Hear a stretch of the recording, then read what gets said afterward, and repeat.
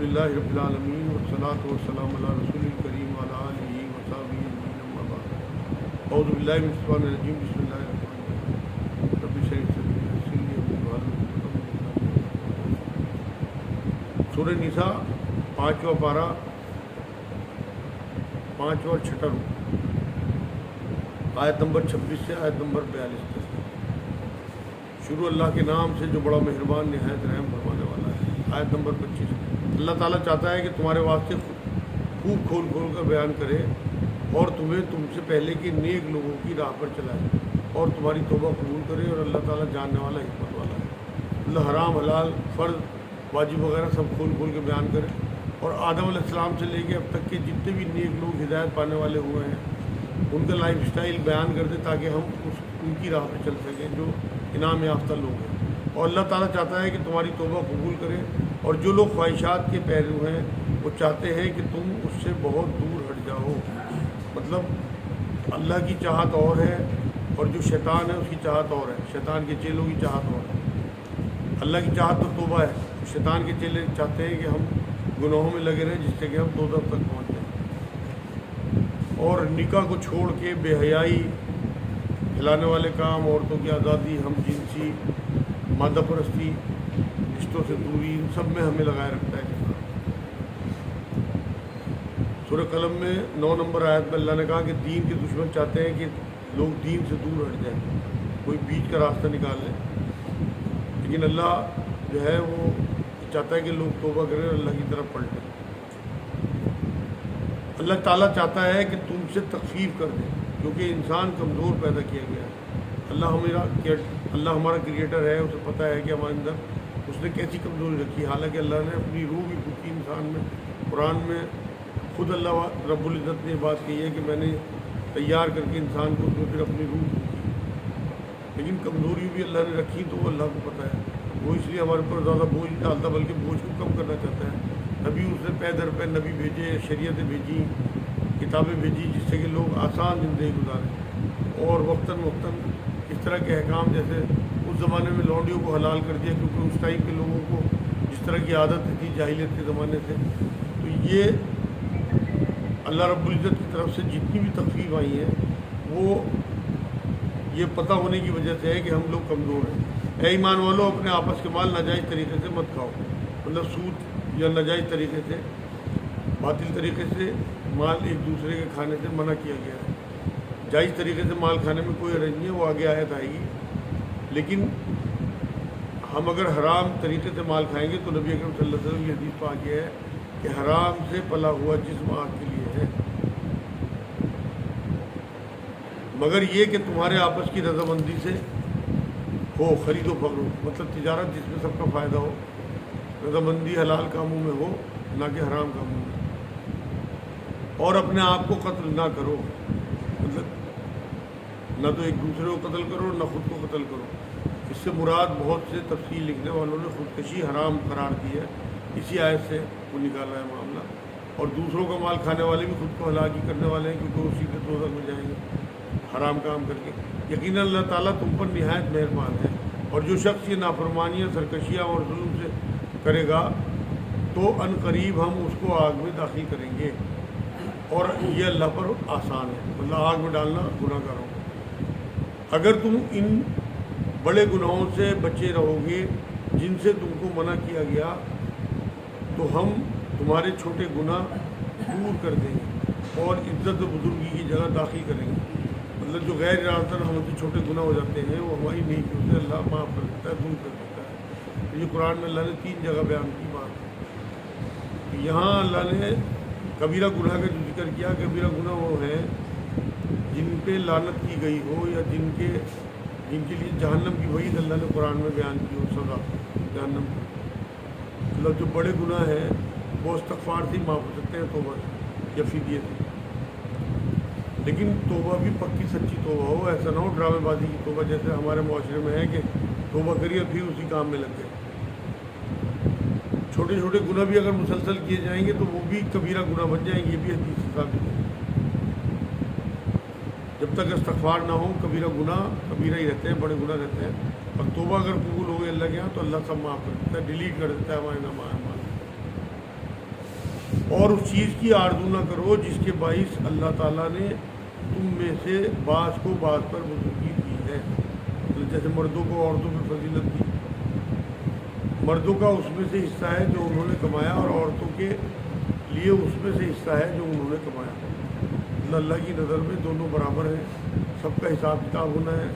یہاں اس نے زندگی چلانے کے لیے حاکم مردوں کو بنا دیا. ابھی آگے ذکر آئے گا. قوام کہا قرآن نے مردوں کو, اس کی وجہ بھی بیان کی کہ کس وجہ سے انہیں قوام کہا. یہاں اللہ رب العزت نے جس کو جو دیا, اگر عورت بنا دیا تو اسے شکر منانا چاہیے کہ اللہ نے اسے عورت بنایا. اس کی فضیلتیں الگ الگ ہیں, دونوں کی ڈیوٹی, دونوں کی ذمہ داری ہے اللہ نے بالکل الگ الگ رکھی. یہاں ہمیں بات دھیان رکھنی چاہیے کہ ہمیں جو چیز اللہ نے دی, ہمیں اگر مرد بنا دیا تو ہم اس پہ شکر, کسی قسم کی کوئی کمپلین اللہ سے نہ ہو, ورنہ یہ کمپلین بھی بڑے گناہوں میں گنی جائے گی. ایک حدیث پاک میں نبی اکرم صلی اللہ علیہ وسلم نے یہ بات فرمائی کہ 7 ہلاک کرنے والے گناہوں سے بچو جو بڑے گناہ کہلاتے ہیں. ایک شرک, ایک جادو, ایک قتل نہ, ایک یتیم کا مال کھانا, ایک جہاد سے دور بھاگنا, ایک سود لینا دینا, ایک معصوم عورتوں پہ الزام بدکاری کرنا.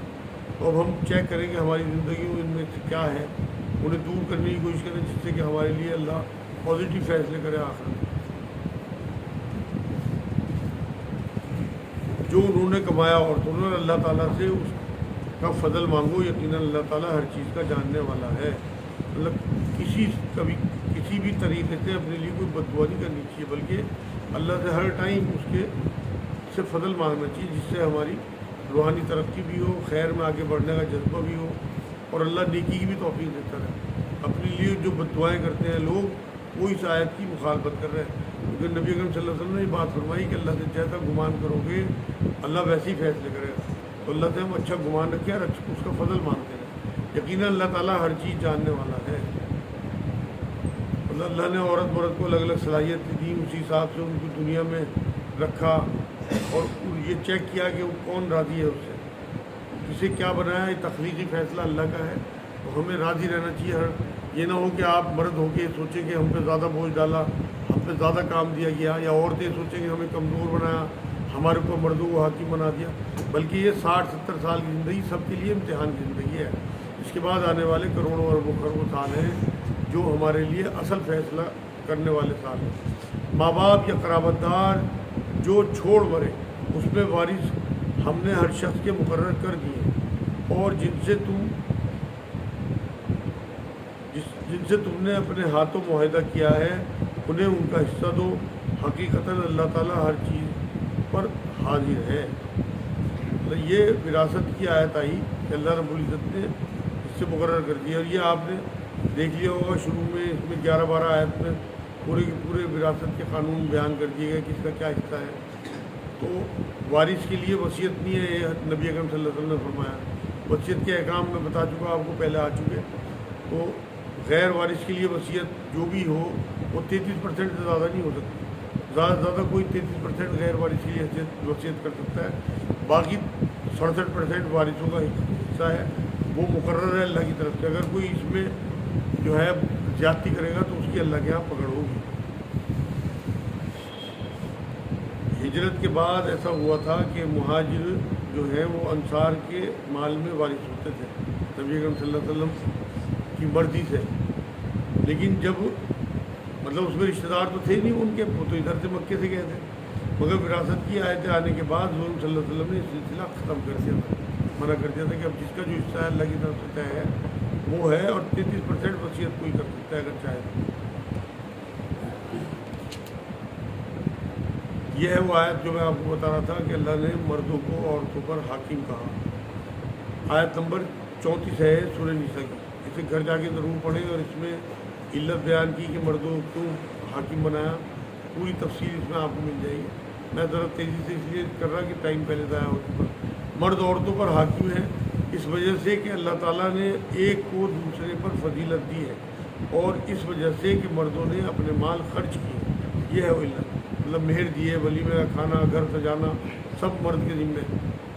اولاد کی بیوی کفالت ہو مرد کو دی اللہ نے. گھر ایک ریاست کی طرح ہے, اس میں ایک سربراہ ہوتا ہے جس میں ہر محکمے میں آپ دیکھ لیں، کوئی بڑے سے بڑا آفس ہو، ادارہ ہو، فیکٹری ہو، ایک کوئی سربراہ ہوتا ہے، ورنہ نظام چل نہیں پاتا۔ تو گھر بھی ایک جو ہے وہ ادارے کی طرح ہے، اس میں اگر ایک سربراہ نہیں ہوگا تو نظام دھربرم ہو جائے گا۔ قرآن میں خود اللہ نے اپنے بارے میں کہا کہ اگر اللہ کے علاوہ اور بھی معبود ہوتے تو وہ آپس میں ضرور لڑتے جھگڑتے۔ اللہ اکیلا معبود ہے اور آپس میں اختلاف ہوتے ہوں گے، تو اس لیے ہر ایک گھر کا، ہر ایک آفس کا، ہر ایک ادارے کا سربراہ ہوتا ہے۔ اسی طرح سے گھر کا سربراہ اللہ نے مرد کو طے کیا اور اس کی وجہ بیان کی، کیونکہ یہ اپنے مال خرچ کرتے ہیں۔ بس نیک فرما بردار عورتیں خامین کے عدم موجودگی میں یہ حفاظت الہی نگہداشت رکھنے والیاں ہیں، اور جن عورتوں کی نافرمانی اور بد دماغی کا تمہیں خوف ہو انہیں نصیحت کرو اور انہیں الگ بستروں پر چھوڑ دو اور انہیں مار کی سزا دو، پھر اگر وہ تابع داری کریں تو ان پر کوئی راستہ تلاش نہ کرو۔ یہ بڑی اہم ترین آیت ہے کہ اس میں احکام بیان کیے کہ اگر آپ کی اپنی بیوی سے یا آپ کی اپنے شوہر سے نہیں بنتی تو آپ کو کس طرح سے رویہ اختیار کرنا چاہیے۔ نیک بیوی جو ہے وہ اللہ کی بھی اور شوہر کی بھی دونوں کی فرما بردار ہوتی ہے۔ اللہ پہ توکل کے ساتھ آپ وہ نیک بیوی اپنے شوہر کے مال کی، اولاد کی، اس کے بستر کی، اس کی ہر رازوں کی حفاظت کرتی ہے۔ تو اگر وہ شدید نافرمانی کرے اور اڑیل ہو، ضدی ہو، بغاوت کرتی ہو، تو اس کے لیے راستہ یہ بتایا کہ الگ بستر اس کا کر دو، مطلب دور ہو جاؤ اس سے کچھ دنوں کے لیے، مگر مقصد اسے ٹھیک کرنا ہو، نہ کہ ظلم کرنا ہو۔ ہمارا تو تعلیم بن جاتا ہے نا، جانوروں کی طرح ماریں گے، کئی مہینے بات نہیں کریں گے، اس کے ساتھ جو ہے وہ بستر پہ نہیں لیٹیں گے، مطلب اس طرح کا معاملہ کریں گے جیسے وہ اچھوت ہو جائے، اور اگر وہ نہ مانے تو انہیں مار کی سزا دے۔ جب نبی اکرم صلی اللہ علیہ وسلم نے آیت بیان کی تو صحابہ کرام نے آگے پوچھا کہ حضور کس طرح کی مار؟ تو حضور کے ہاتھ میں مسواک تھی کہ اس سے، اور آگے مزید یہ فرمایا کہ چہرے پہ نہ مارنا، یہ فرمایا کہ ایسے نہ مارنا کہ جسم پہ نشان پڑ جائے، مطلب ہلکی پھلکی مار ہو، مقصد جو ہے وہ وارننگ ہو، نہ کہ ظلم ہو۔ تو اگر آپ کی ان حرکتوں سے، ان باتوں سے آپ کی بیوی ٹھیک ہو جاتی ہے تو آگے اللہ نے کہا کہ پھر اگر وہ کوئی معاملہ ٹھیک کر لیں، تابع داری کرنے لگے، تو ان کے لیے اوپر ظلم کا کوئی راستہ تلاش نہ کرو کہ خواہ مخواہ ان کے پیچھے پڑے رہو، بغضیہ پچھلی باتوں کو یاد کر کے ان پہ ظلم کرتے رہو۔ یہ کھول کے بیان کر دیا اللہ نے اس بات کو۔ یہ ہمیں دھیان رکھنا چاہیے کہ ہم اپنی عورتوں کو، جنہیں اللہ نے ہمارے ساتھ پوری زندگی گزارنے کے لیے رکھا ہے، ان کے ساتھ ظلم کا معاملہ نہ کریں۔ نبی اکرم صلی اللہ علیہ وسلم نے 11 بیوی رکھی، کبھی کسی پہ ہاتھ نہیں اٹھایا، کبھی کسی کو گالی نہیں دی، کبھی کسی کے گھر والوں کو کچھ نہیں کہا۔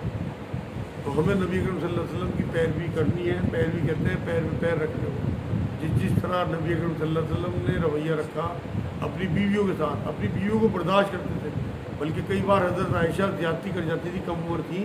ایک بار تو ایسا بھی ہوا کہ حضرت ابوبکر صدیق نے کوئی بات ایسی سن لی ان کے منہ سے نبی اکرم صلی اللہ علیہ وسلم کی شان کے خلاف، تو وہ مارنے دوڑے۔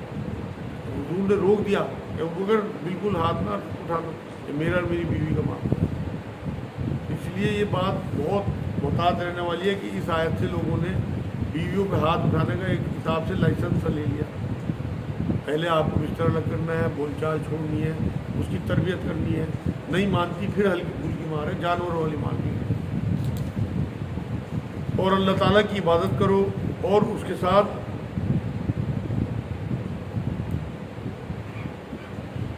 ابھی ایک آیت بیچ میں رہ گئی، اگر تمہیں میاں بیوی کے درمیان آپس کی انبن کا خوف ہو تو ایک منصف مرد والوں میں سے اور ایک عورت کے گھر والوں میں سے مقرر کرو۔ اگر یہ دونوں صلح کرانا چاہیں گے تو اللہ تعالیٰ دونوں کے ملاپ کرا دے گا، یقیناً اللہ تعالیٰ پورے علم والا، پوری خبر رکھنے والا ہے۔ مطلب یہاں جو اللہ رب العزت نے ہمیں ایک کلیہ دیا ہے کہ اگر وہ ضدی اور اکڑ میں ہوں دونوں ہی میاں بیوی، اور اس طرح کا معاملہ ہو کہ گھر ٹوٹنے کی کگار پہ ہو، تو یہ چاہیے کہ ایک عورت کے گھر والوں میں سے کوئی انصاف پسند آدمی اور ایک مرد کے گھر والوں میں۔ لیکن آگے یہ کہا کہ اگر وہ صلح کرانا چاہے، مطلب اخلاص ہو، یہ نہ ہو کہ خود اپنی خود نمائی ہو یا اس طرح کا معاملہ ہو کہ ہماری بات بن جائے گی۔ دونوں طرف کے بڑے بزرگ جو ہیں وہ منصف بنا کے بیٹھائے جائیں اور وہ چھوٹوں کے لیے معاملے سلجھائیں۔ نیک نیت ہوگی تو اللہ انشاءاللہ فیصلہ کرا دے گا اور کوئی نہ کوئی راستہ نکل جائے گا۔ یہ بھی ایک اللہ رب العزت نے ہمیں ایک طریقہ دیا ہے کہ اگر آپس میں جھگڑے ہوں، اس طرح کی جو معاملے گھروں میں ہمارے پاس روز کیس آتے ہیں، اگر واقعی انصاف کے ساتھ اخلاص کے ساتھ گھر والے بیٹھے تو انشاءاللہ کوئی نہ کوئی اللہ راستہ نکال دے گا. اور اللہ تعالیٰ کی عبادت کرو اور اس کے ساتھ کسی کو شریک نہ کرو, اور ماں باپ کے ساتھ سلوک و احسان کرو. قرآن میں اللہ رب العزت نے اپنے حق کے فوراً بعد, جیسے یہاں پہ اور اللہ کے ساتھ شریک نہ کرو اور ماں باپ کے ساتھ سلوک و احسان کرو, 5 جگہ بیان کیا یہ معاملہ کہ اللہ نے اپنے حق کے فوراً بعد جو ہے وہ ماں باپ کا حق بیان کیا, اور رشتہ داروں سے اور یتیموں سے اور مسکینوں اور قرابت دار ہمسایہ سے اور اجنبی ہمسایہ سے اور پہلو کے ساتھی سے اور راہ کے مسافر سے اور ان سے جن کے مالک تمہارے ہاتھ ہیں, مطلب غلام کنیزے وغیرہ. یقیناً اللہ تعالیٰ تکبر کرنے والے اور شیخی خانوں کو پسند نہیں فرماتا. یہ پوری تفصیل ہے, جب آپ قرآن میں سے پڑھیں گے آیت کو تو آپ کو اندازہ ہوگا کہ اللہ رب العزت نے پڑوسیوں کے اور رشتہ داروں کے کتنے حق بیان کیے. اور یہاں تو رشتہ دار بھی کہا اور ہمسایہ رشتہ دار بھی, جو رشتہ دار ہوتے ہیں اور پڑوسی ہوتے ہیں ان کے زیادہ حق ہیں آپ کے اوپر بنسبت اور رشتہ داروں کے. اسی طرح اللہ رب العزت کے رسول نے جو ہے وہ پڑوسیوں کے اتنے حق بیان کیے ہیں کہ آپ تصور نہیں کر سکتے. صحابت بھی کہتے تھے ہمیں لگتا تھا کہ حضور ہماری وراثت میں نہ حصہ کرتے پڑوسیوں کا. یہاں اللہ رب العزت نے پہلے کہا کہ اللہ کی عبادت کرو, اس کے بعد پھر حقوق العباد بیان کیے, مطلب حقوق اللہ اور حقوق العباد جو ہیں وہ دونوں کا بیان اس آیت میں آیا ہے. آیت نمبر 36 ہے سورہ نساء کی. اور یہاں تمام طریقے کے جو پڑوسی ہوتے ہیں ان کا ذکر کیا, جیسے بس میں پڑوسی ہوں, ٹرین میں پڑوسی ہوں, ہوٹل میں آفس کے ساتھی ہوں, ٹیوشن کے ساتھی ہوں, کالج کے ساتھی ہوں, یا آج کل جیسے نیٹ پہ بیٹھے ہوں, فیس بک کے ساتھی ہوں, سب کا ہمیں خیال کرنا ہے. ان کے ساتھ اچھا سلوک کا حکم دیتا ہے قرآن. ایسا نہ ہو کہ آپ فیس بک پہ ان کی سیدھی گالی ان کی باتیں کریں گے تو آپ کی پکڑنی ہوگی. وہ بھی آپ کے پڑوسی ہیں جن سے آپ نے لائک کر رکھا ہے, یا فیس بک پہ نیٹ پہ آپ بیٹھتے ہیں, وہاں بھی اسلامی طریقے سے مومنوں کی طرح سے آپ کو بیہیو کرنا ہے. ادروائز آپ نیٹ سے دور ہو جاؤ, آپ کی آخرت داؤں پہ لگی ہوئی ہے اگر آپ اس طرح کی حرکتیں کر رہے ہیں. جو لوگ خود بخیلی کرتے ہیں اور دوسروں کو بھی بخیلی کرنے کو کہتے ہیں, اور اللہ تعالیٰ نے جو اپنا فضل انہیں دے رکھا ہے اسے چھپا لیتے ہیں, ہم نے ان کافروں کے لیے ذلت کی مار تیار کر رکھی ہے. مطلب خود بخل کرتے ہیں اس لیے کہ دوسروں کو روکتے ہیں, کہیں ایسا نہ ہو لوگ ہمیں کہتے ہیں کہ تم کیوں نہیں خرچ کرتے. حدیث پاک میں یہ بات آتی ہے, نبی نے بات فرمائی کہ سخی آدمی جو ہے وہ اللہ کے بھی قریب ہوتا ہے, بندوں کے بھی قریب ہوتا ہے, جنت کے بھی قریب ہوتا ہے, دوزخ سے دور ہوتا ہے. اور بخیل کے لیے کہا کہ بخیل جو ہے وہ اللہ سے بھی دور ہوتا ہے, لوگوں سے بھی دور ہوتا ہے, جنت سے بھی دور ہوتا ہے, دوزخ کے قریب. تو اس لیے اگر ہمارے اندر کہیں نظر آتا ہو کہ ہمارے پاس مال ہے اور مستعد لوگ جو ہے وہ مارے پھر رہے, سسک رہے, تو آپ یقین کریں یہ بخل میں آئے گا. کیونکہ ہم کہتے تو ہیں کہ اللہ کا دیا ہوا مال ہے, لیکن جب اللہ کی راہ میں خرچ کرنے کا نمبر آتا ہے تو اسے دبا لیتے ہیں, اپنا مال سمجھتے ہیں. اس میں ہمارے رشتہ دار غریب یا ہمارے پڑوسی یا ہمارے دوست وہ جو ہے اس سے سکتے رہتے ہیں, اور ہم جو ہے اس مال کو تجوریوں میں دبائے رکھتے ہیں. یہ سب بخل میں آئے گا. دھیان رکھیں, بخیل آدمی کو اللہ پسند نہیں کرتا. بلکہ ایک حدیث میں تو یہ تک فرمایا نبی اکرم صلی اللہ علیہ وسلم نے کہ سخی جو ہوتا ہے اگر وہ فاسق بھی ہے تو اللہ کے قریب ہوتا ہے, اور اگر کوئی بخیل ہے اور وہ عابد بھی ہے تو وہ اللہ سے دور ہوتا ہے. اس کا مفہوم ہے حدیث. اس لیے سخاوت اپنائیں کہ جتنے بھی نبی آئے یا جتنے بھی ولی آئے سب کو اللہ نے سخی بنا کے بھیجا. نبی اکرم صلی اللہ علیہ وسلم کے بارے میں یہ بات آتی ہے کہ سخاوت کی آندھی بن جایا کرتے تھے رمضان شریف, اور یہ تک آتا ہے کہ پورے ریوڑ بکریوں کے لوگوں کو دیتی ہے. ریوڑ سے مراد سینکڑوں بکری اگر آئیں ہدیے میں تو نبی نے اپنے پان کر کبھی اپنے اوپر زکوٰۃ واجب ہی نہیں ہونے. تو اس لیے سخاوت جو ہے وہ نبی کی بڑی سنتوں میں. ہم داڑھی ٹوپی کو تو سنت کہتے ہیں, بانٹنے کو سنت نہیں کہتے کہ نبی نے کس طرح مال بانٹا, اس میں بھی تو سنت اپناوے ہے. زکوٰۃ میں بھی تو سنت اپناوے کہ نبی نے زکوٰۃ اپنے اوپر واجب ہی نہیں ہوئی. 38 نمبر آتا ہے, اور جو لوگ اپنا مال لوگوں کے دکھاوے کے لیے خرچ کرتے ہیں اور اللہ تعالیٰ پر اور قیامت کے دن پر ایمان نہیں رکھتے, اور جس کا ہم نشین اور ساتھی شیطان ہو وہ بدترین ساتھی ہے. مطلب دکھاوے کے لیے خرچ کرنے والوں میں ایمان نہیں ہوتا, کیونکہ اللہ اور آخرت پہ انہیں یقین نہیں ہوتا. انہیں تو لوگ ہی خوشنودی چاہیے. مطلب اللہ کی راہ میں بخیلی کریں گے, اور بیٹوں کی اور بیٹیوں کی شادی ہوگی تو اس میں کروڑوں روپے لگائیں گے. اللہ کی راہ میں کہیں ڈیمانڈ آئے گی, کہیں سے کال آئے گی تو ہمارے پاس ہے ہی نہیں. آج کل فلاں خرچ، آج کل فلاں خرچ، اس طرح کا مطلب لوگوں کی خوشنودی کے لیے۔ میں نے حدیث آپ کو سنائی تھی کہ نبی نے فرمایا کہ جو لوگوں کو خوش کرنے کے لیے اللہ کو ناراض کرے گا تو اللہ تو ناراض ہوگا ہی، لوگوں کے دلوں سے بھی اس کی جو محبت ہے اسے ہٹا دینا، اور جو لوگوں کو ناراض کر کے اللہ کو خوش کرے گا تو اللہ تو خوش ہوگا ہی، لوگوں کے دلوں میں بھی اس کی محبت بڑھ جائے۔ اس لیے ہمیں خوشنودی اس کی حاصل کرنی جو ہمارا معبود ہے۔ یہ میرا جملہ یاد رکھنا، آپ اللہ کے لیے ہر کام ٹیسٹ کرا کریں کہ ہمارا یہ کام کس کی خوشنودی کے ہے، ہم لوگوں کے رشتہ داروں کی خوشنودی حاصل کر رہے ہیں یا ہر نیک کے پیچھے ہمارے اللہ ہے نہیں ہے۔ اگر اللہ نہیں ہے تو آپ یقین کریں وہ کام آپ چھوڑ دیں، وہ شرک کے زمرے میں آئے گا۔ بھلا ان کا کیا نقصان تھا اگر یہ اللہ تعالیٰ پر اور قیامت کے دن پر ایمان لاتے، مطلب ان پہ کیا قیامت ٹوٹ جاتی، کیا ان کا نقصان ہو جاتا کچھ اگر یہ ایمان میں آ جاتے، اور اللہ تعالیٰ نے جو انہیں دے رکھا ہے اس میں سے خرچ کرتے، مطلب کھلے دل سے، ریاکاری میں تو خرچ کرتے ہیں دکھاوے کو، کھلے دل سے اگر اللہ کی راہ میں خرچ کرتے، اللہ تعالیٰ انہیں خوب جاننے والا ہے، مطلب کتنے اخلاص سے انہوں نے خرچ کیا اور کتنی ریاکاری کی۔ بے شک اللہ تعالیٰ ایک ذرہ برابر بھی ظلم نہیں کرتا، اور اگر نیکی ہو تو اسے دگنی کر دیتا ہے، اور خاص اپنے پاس سے بہت بڑا ثواب دیتا ہے، مطلب تلفی نہیں کرتا اللہ، بلکہ نیکیوں کو بڑھاتا ہے۔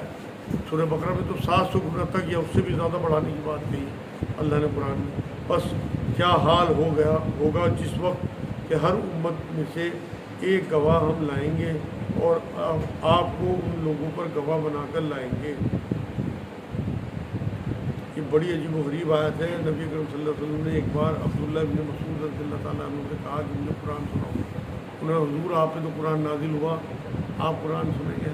ہم تو آپ سے سنتے ہیں۔ کہنے نہیں، مجھے سننے میں بڑا مزہ آتا ہے۔ اور جب انہوں نے یہ آیتیں سنائی ہیں اور جب اس آیت میں آئے ہیں تو نبی اکرم صلی اللہ علیہ وسلم کے آنسو آ گئے۔ انہوں نے نظر اٹھا کے دیکھا تو حضور کی داڑھی مبارک تر تھی، کیونکہ اس میں جو معاملہ ہے امت کے خلاف نبیوں کو کھڑا کیا جائے گا کہ اپنی امت کے خلاف نبی اکرم صلی اللہ علیہ وسلم کو گواہی دینی ہوگی۔ اور یہ آخری خطبے میں جو آخری جملے حضور نے فرمائے نا کہ اللہ تو گواہ ہے نا، میں نے انہیں پہنچا دیا، اور اللہ نے تو اپنے رسول کے ذریعے ہمیں دین پہنچا دیا، اور وہاں رسول پاک صلی اللہ علیہ وسلم کہیں گے۔ قرآن میں سورہ فرقان 30 نمبر آیت میں بھی اللہ نے کہ رسول کے لیے بات اللہ نے کہی ہے کہ وہاں یہ تمہارے خلاف گواہی دیں گے کہ اللہ میں نے ان تک قرآن پہنچا دیا تھا لیکن انہوں نے قرآن پر عمل نہیں کیا۔ اس لیے بہت سخت معاملہ ہے۔ اگر کسی امت کا نبی، یعنی کہ اگر آپ کا وکیل ہی آپ کے خلاف گواہی دینے لگے تو جج آپ کو چھوڑے گا نہیں۔ تو اگر نبی اکرم صلی اللہ علیہ وسلم آپ کے خلاف وہاں کھڑے ہو گئے تو کہ اللہ کے نمائندے ہیں، اللہ کے خلاف تو جا نہیں سکتے معاذ اللہ۔ اگر آپ زانی، بدکار، گناہ گار، سود خور ہیں اور نام آپ کو مسلمانوں والے ہیں تو نبی آپ کے ساتھ نہیں گے۔ ایسے لوگوں کی شفاعت نہیں ہوگی جو جھنجھنا میں شفاعت کر دے رکھا نا، مطمئن رہو، کوئی جھنجھنا کام نہیں آنے والا۔ آپ کے اپنے اعمال، جب اپنی بیٹی کو کہہ رہے فاطمہ میں تیرے وہاں کام نہیں آ سکوں گا، تیرے اعمال کام آئیں گے، باس میرے چچا سن لے، میں تیرے کام نہیں آ سکوں گا، سن لو قریشی لوگوں، مطلب پورے کنبے کو اپنے بات گئی بنو ہاشم کہ میں تمہارے کام نہیں آتا، تمہارے اعمال تمہارے کام آ جائے۔ اس لیے بہت محتاط ہو کے چلیں۔ آنے والا وقت ہماری جتنی بھی زندگی رہ گئی اللہ کرے ایمان کے ساتھ گزرے، اور آخری وقت بھی ایمان کے ساتھ۔ یہاں ہر نبی کو اب اس کی امت کے خلاف گواہی دینی ہوگی، اور تمام نبیوں کے نبی اکرم صلی اللہ علیہ وسلم گواہ ہوں گے، اور اپنی امت کے خلاف بھی گواہی دیں گے اگر انہوں نے حضور کی بات نہیں مانی ہوگی۔ تو حضور صلی اللہ علیہ وسلم پہ اس آیت کا کیا اثر ہوا تھا اندازہ کریں کہ حضور سن کے رونے لگے۔ ہمارے اوپر کچھ اثر ہوا؟ آپ یقین کریں مجھے سناتے ہوئے بھی جھڑجھڑی آ رہی شاید، لیکن ہمارے اوپر اثر ہی نہیں ہوتا۔ ہم وقتی طور پہ سنتے ہیں اور پھر اس کے بعد اپنے مستیوں میں مست ہو جاتے ہیں۔ آج کی آخری آیت، جس روز کافر اور رسول کے نافرمان آرزو کریں گے کہ کاش انہیں زمین کے ساتھ ہموار کر دیا جاتا اور اللہ تعالیٰ سے کوئی بات نہ چھپا سکیں گے، مطلب کفر کرنے والے اور حضور کی نافرمانی کرنے والے۔ اس آیت میں حضور کی نافرمانی کرنے والوں کو کافر کہا ایک تھا، جو بے عمل لوگ ہیں جو نبی اکرم صلی اللہ علیہ وسلم کی نافرمانی کرتے ہیں۔ نبی نے تو کہا جھوٹ نہ بولو، ہم چپے چپے بھی جھوٹ بولتے ہیں۔ نبی نے کہا کہ اپنی بیویوں سے شرافت سے پیش آؤ، جو اپنی بیویوں سے دبے گا وہ شریف ہوگا، اور جو اپنی بیویوں کو دبائے گا وہ کمین ہوگا۔ حدیث بتا رہا میں آپ کو، اور ہم اپنی بیویوں کو جانوروں کی طرح ماریں، ہم سود خوری کریں، تو یہ اللہ کے رسول کے نافرمان ہیں۔ اور یہاں کافروں سے ملا ہے ایسا ہے. آپ جا کے دوبارہ پڑھ لینا. یہ سورہ نساء کی 42 نمبر آیت ہے. اور پھر اپنے اوپر تھوڑا سا توجہ کریں, اپنا محاسبہ کریں کہ ہم کہاں کھڑے ہیں. یہ بہت ڈرانے والی, رونگٹے کھڑے کرنے والی آیتیں ہیں. اللہ کے واسطے اب رمضان شریف آ رہا, قرآن کا مہینہ ہے, اس میں آپ دوبارہ سے توجہ کر کے ان آیتوں میں غور و فکر کریں. ہر زبان میں قرآن موجود ہے. کہنے دو لوگوں کو کہ قرآن کا ترجمہ نہیں پڑھنا چاہیے, وہ پکڑے جائیں گے اللہ کے یہاں. میں اللہ کو حاضر ناظر جان کے کہہ رہا, جو آپ کو قرآن سے دور کر رہے سازشن, ان کی اللہ کے یہاں پکڑ ہوگی. لیکن جتنے لوگ یہاں آئے ہیں, جو بھی نیٹ پہ اس ویڈیو کو سن رہے ہیں, وہ یہ طے کر لیں کہ ہم نے خود سننا, خود پڑھنا ہے. انشاءاللہ کوئی چیز سمجھ میں نہ آئے تو اپنے عالم میں دین. وما علینا الا البلاغ. ان شاء اللہ 42 نمبر آئے.